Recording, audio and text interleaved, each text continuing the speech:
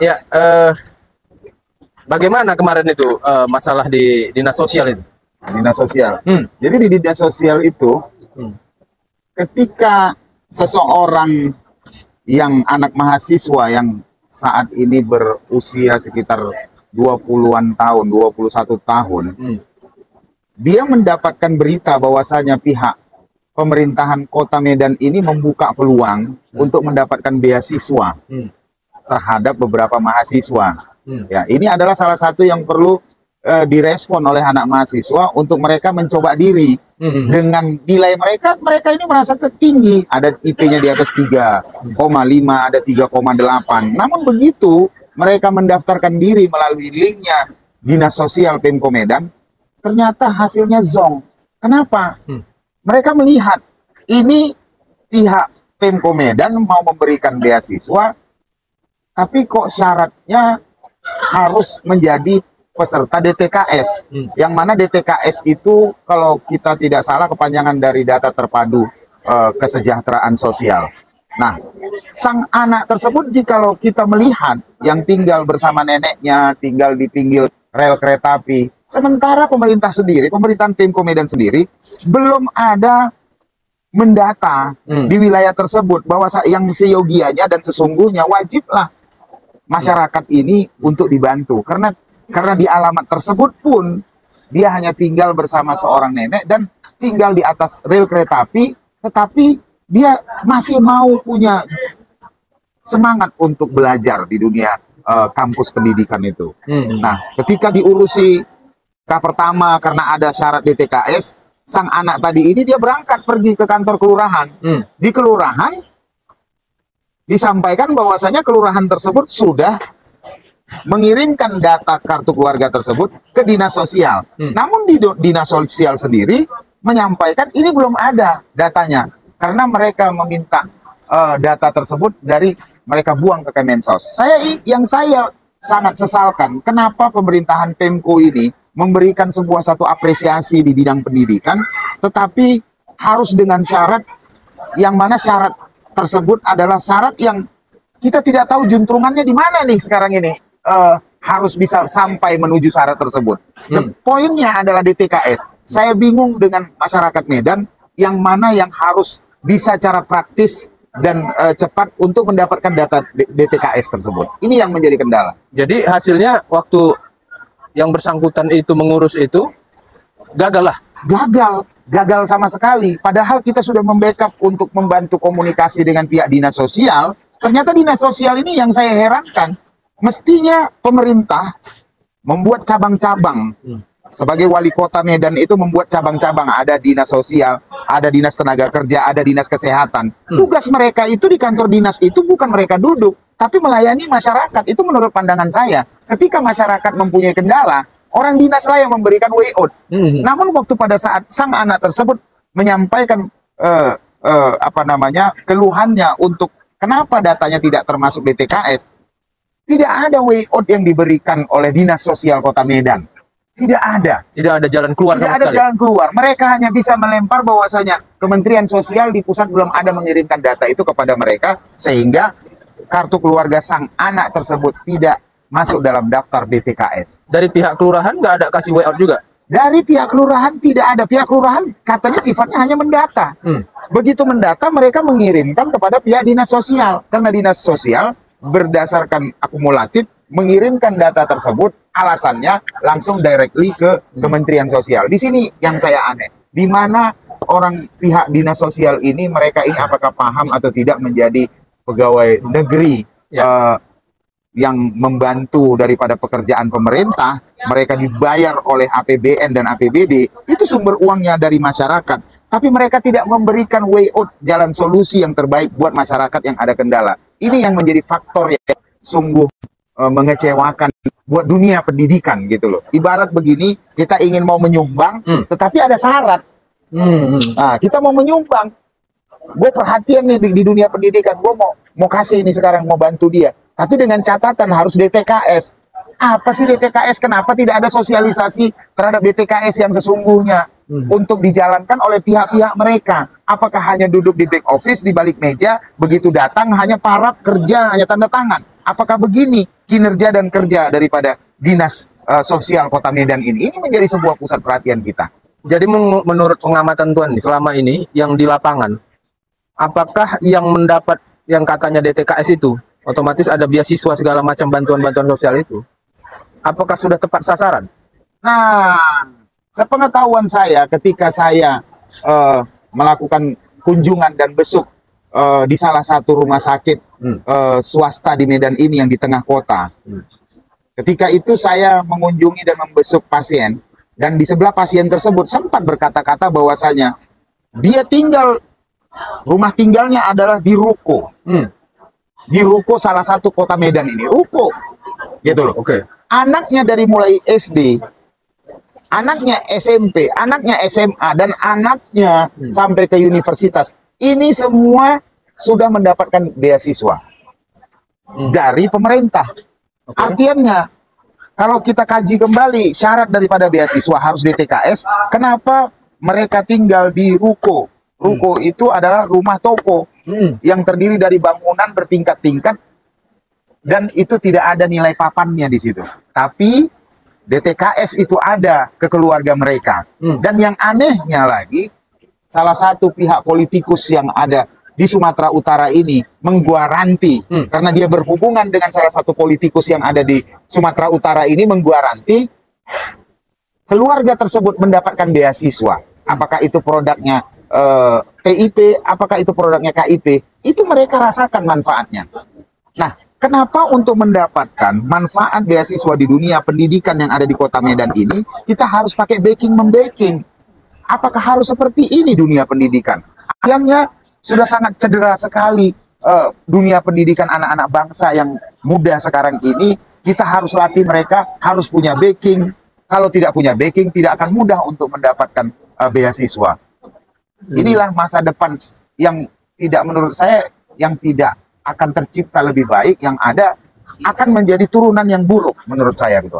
Jadi saya lihat dari paparan-paparan tadi itu, Ya, ada 3 poin penting yang saya lihat. ya. Yang pertama itu kinerja dari dinas sosial Dinas sosial. sampai kementerian yang tidak optimal atau tidak maksimal. Yang Betul, pertama. betul, betul. Yang kedua tadi poinnya saya lihat itu ada penerima manfaat daripada bantuan sosial dari pemerintah ini Betul.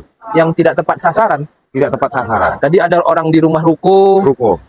yang mungkin tidaklah pula itu susah. Betul, Tak termasuklah orang susah. betul. Tapi menerima manfaat pada bantuan sosial itu. Benar, benar. Ya kan, dari mulai SD, SMP, SMA semua masuk DTKS. Masuk DTKS. Sampai kuliah bahkan. Sampai anaknya yang kuliah juga dapat KIP. KIP. Itu namanya KIP kan? KIP. Yang ketiga, ada pemanfaatan daripada bantuan sosial yang mana ini masuk ke dalam fasilitas negara Betul. untuk kepentingan politik. Nah, itu tadi itu yang ada satu sosok seseorang politikus yang bisa menggarantor bahwasanya keluarga tersebut bisa mendapatkan beasiswa untuk pendidikan. Walaupun dia tak susah punya. Walaupun tak susah. Coba, kenapa bisa terjadi habit seperti ini di Kota Medan? Ada seperti kelompok-kelompok yang memang dikelompokkan seseorang tersebut sebagai seorang politikus untuk dia meng-hire suara-suara anak-anak pendidikan di bidang pendidikan. Jadi gini Tuan, itu yang Tuan jumpai itu, Ya. yang penerima manfaat tadi jumpa di mana nih? Jumpa di rumah sakit. Jumpa di rumah sakit, orang tuanya sakit, sementara dia yang menjaga. Dia ceritakan karena ada anaknya yang datang ke situ, dia ceritakan sekolah di sini, dan ini dia mendapatkan beasiswa, ini dapat beasiswa. Saya nggak susah sebagai seorang tua menyekolahkan anak saat ini. Dia sampaikan, sebab kenapa anak-anak saya seluruhnya itu mendapatkan beasiswa. Beasiswa dari mana? Dia sampaikan tak dari mana itu? Dia sampaikan beasiswa itu dari seseorang, bukan dari pemerintah. Jadi sehingga terkesan dari seseorang politikus tersebut. Politikus terkenal ini. Politikus terkenal yang ada di Medan, Sumatera Utara. Ini sungguh hal yang menyenangkan, sehingga saya sangat tertarik dengan omongannya. Saya bertanya, ini apakah ini beasiswa?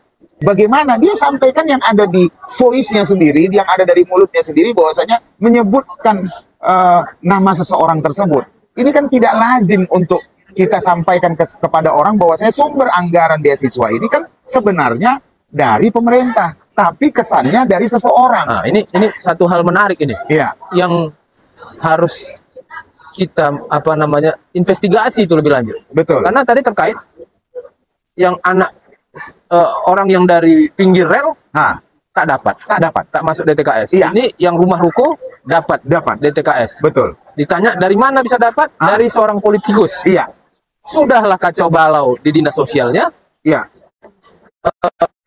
apa namanya terima juga tak tepat sasaran, betul, ditambah lagi disalahkan untuk kepentingan politik, betul. ya kan? Ini udah perlu dijadikan satu apa namanya satu harus dicarikan solusinya seperti apa gitu, ya kan? Agar uang negara yang ini uang rakyat ini tersampaikan kepada yang berhak menerimanya. Saya sempat bertanya dengan siapa orang yang memberikan itu, dia sampaikan. Kemudian dia bilang, kalau misalkan Anda mau ngurusin, dia punya kantor juga, dan itu banyak staf-stafnya khusus ngurusin untuk masalah beasiswa. Dan itu kantornya berada di wilayah seputaran daerah Polonia, Medan. Oke. Ya. Dan begitu saya lakukan due diligence ke lapangan, ternyata memang benar. Gitu loh. Dibuat kantor ada berapa ruko yang ada mereka secara terang-terangan menerima untuk mengurusin beasiswa. Ada bacaan dari situ. Ada bahasa dan bacaan tersebut. Sehingga banyak staf di situ yang mengurusin masyarakat untuk mengurusin mendapatkan beasiswa tersebut. Terus kalau mereka yang melakukan pekerjaan ini, apa peran dinas sosial? Dipekerjakan oleh pemerintah, dibayar gaji mereka, sumber anggarannya dari negara. Negara mendapatkan dari rakyat, uang APBD dan APBN. Kenapa kok seseorang politikus yang mengerjakan ini? Kenapa tidak dinas sosial? Apa fungsi dinas sosial? Hanya teken meneken, lepas itu udah selesai. Enak banget mereka dibayar oleh rakyat. Kalau mereka hanya kerjanya cuma teken, masukkan input data, tapi mereka tidak memberikan way out, tidak memberikan input, tidak memberikan proses yang lebih cepat. Di mana sisi monitoring dan pengawasan daripada Dinas Sosial Kota Medan? Ini yang perlu kita harus sampaikan kepada wali kota Medan kita, yang memang kenapa kok kalau kita bandingkan dengan kota-kota yang sudah besar seperti Jakarta, Surabaya, dan Bandung, saya kira ini cukup banyak mereka melakukan begitu di request dengan masyarakat untuk meminta DTKS. Saya yakin begitu cepatnya diproses oleh pihak Pemko kota-kota yang lain tersebut gitu loh. Tapi saya heran kenapa birokrasi yang ada di Kota Medan ini seperti dikuasai oleh seseorang, dikuasai oleh beberapa politikus, yang mana ini dijadikan kelompok-kelompok mereka untuk dimanfaatkan menjadi apa namanya suara-suara mereka ke depan. Ini saya kira yang perlu dikoreksi untuk pihak Pemko Medan. Ya. Seandainya pun mereka apa namanya tidak mau dikoreksi, masih begini juga harus ada juga tindakan-tindakan daripada masyarakat. Intinya untuk masyarakat ini Iya, tindakan dapat kesempatan di dunia pendidikan. Betul. Ah. Baik. Kalau begitu perlulah dicarikan solusi apa yang bisa menjembatani masyarakat ini, ya kan, melalui mungkin lewat organisasi kita atau lewat jalur apa supaya masyarakat ini bisa mereka bisa mendengar nih. Ya. Nah, paling tidak ya mungkin ke anggota-anggota DPR yang ada di tingkat-tingkat kabupaten kota, provinsi sampai tingkat DPR RI ini harus disuarakan, Bang. Semoga mereka mendengar dengan adanya aspirasi kendala yang terjadi di tingkat masyarakat. Sebenarnya kalau menurut saya, masyarakat yang sesungguhnya itu adalah masyarakat yang rentan di positioning menengah ke bawah. Tetapi kenapa yang terjadi beasiswa ini yang dapat ini ada di golongan yang menengah ke atas gitu loh. Nah, tercipta untuk mendapatkan beasiswa ternyata harus ada sistem terdaftarnya DTKS. DTKS ini dikelola oleh Pemko. Seharusnya lah, dinas sosial seharusnya. Melalui dinas sosial. Ya, bukan oknum politikus. Bukan oknum politikus. Di mana pekerjaan Pemko tersebut gitu loh. Nah, orang yang mendapatkan kartu apa namanya BPJS gratis, BPJS di tingkat kesehatan, tetap juga harus melalui DTKS. Ini peran daripada dinas kesehatan. Harusnya gitu loh, melihat mana-mana masyarakat yang memang harus dibantu oleh pemerintah untuk di anggaran daripada apa namanya BPJS tersebut, jadi digratiskan. Berarti kalau begini kondisi realita di lapangan, benang merahnya ini yang merusak ini itu oknum politikus itu. Oknum politikus ini merusak seolah-olah Merusak tatanan. merusak tatanan. Iya kan? Nah, Ini jadi yang harus dibereskan. dibereskan sebab saya melihat berarti lebih kuat politikus daripada pemerintahan kota Pemko Medan. Nah, Kenapa solusinya mereka bisa kuasai? kalau terkait dengan politikus, solusinya ini menyangkut daripada undang-undang pidana pemilu. Nah, Iya toh? itu yang perlu disampaikan. Ini pidana menggunakan fasilitas negara. Apa fasilitas negara? Fasilitas negara adalah hal-hal apapun yang dibiayai oleh APBD maupun APBN. Betul, Itu dibiayai oleh APBN loh. betul. Berarti ini termasuk pidana pemilu. Ya, Nah, itu harus segera dilaporkan ke Bawaslu dong. Atau ke Panwaslu. ya. Nah, Inilah yang memang banyak para pemuda kita yang sudah 70 up, 17 tahun ke atas yang berhak untuk menerima bantuan daripada beasiswa karena mereka keinginan kuliahnya itu sangat tinggi. Tetapi kan tingkat daripada ekonomi pembayaran daripada biaya kuliah ini kan juga tinggi tanpa ada bantuan daripada pemerintah. Dengan situasi negara kita yang lagi sedang sulit ekonomi ini tertindas, kita tidak bisa menciptakan anak-anak bangsa yang memang dunianya itu sangat ikhlas untuk mencari dunia pendidikan. Kenapa? Karena untuk mendapatkan beasiswa harus melakukan DTKS, yang mana DTKS tersebut kalau tidak punya backing, tidak punya kenalan, tidak punya orang politikus, tidak ibaratnya anak pejabat, kenal sama pejabat di pemerintahan, mungkin tak akan tercipta namanya di dalam sistem DTKS dinas sosial. oke. Itulah Gitu. berarti tugas kita sebagai kontrol sosial Ya. untuk meluruskan benang-benang kusut itu. Nah, dengan tindakan-tindakan apa itu yang harus kita laporkan ke Bawaslu, ke Panwaslu atau apa terkait pidana penggunaan fasilitas negara untuk kepentingan politik. Ya, Saya rasa itu, Bang. ya. Ya, cobalah nanti disiapkan macam mana metodenya. Pastinya Yang kita buatkan sistematis. nanti kronologisnya dan kita minta sumber-sumber daripada anak-anak mahasiswa yang Iya. menginginkan beasiswa tersebut. Ya, Ya kan, kemudian anak-anak SMA yang sudah berhak untuk mendapatkan beasiswa juga Iya. ini. Iya. Gitu loh. Iya. Anak SMA di atas kelas 2 ini udah 17 tahun, Iya. udah punya KTP.